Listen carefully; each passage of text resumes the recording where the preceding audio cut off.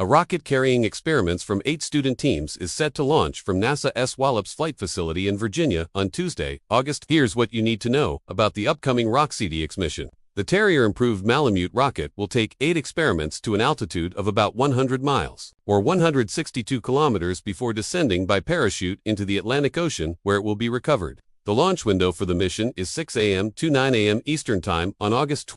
And the public can watch the launch from the Wallops Visitor Center's launch viewing area, which will open at 5 a.m. A live stream of the mission will also be available on the Wallops YouTube channel beginning 15 minutes before launch. Here are the 8 experiments that will be tested during the ROC-CDX mission. University of Alabama, Huntsville. Their spacecraft will demonstrate attitude control systems, a deployable heat shield that generates electricity, solar panels, and a communications relay unit. College of the Canyons. They will test LiDAR scanning in space to detect structural anomalies in spacecraft and evaluate self-stabilizing gyroscope technology in a deployed capsule. University of Delaware. Their experiment will use a Langmuir probe to measure how plasma responds to different electrical conditions.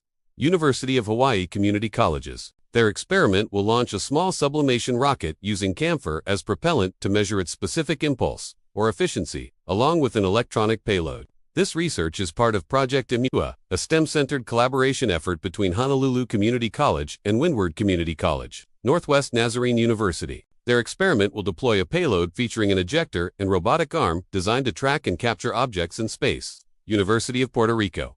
Their experiment will use advanced sensors to create a detailed environmental profile of the low-latitude atmosphere from ground level to 160 kilometers, measuring various habitability parameters. University of Virginia. Their experiment will test a low-cost deployable hypersonic flight system while validating the performance of avionics software and data systems for future flight testing. They plan to use this miniature spacecraft technology to acquire re-entry data that could improve future full-scale hypersonic aircraft designs. The students call their foot-long craft hedge for hypersonic re-entry, deployable glider experiment.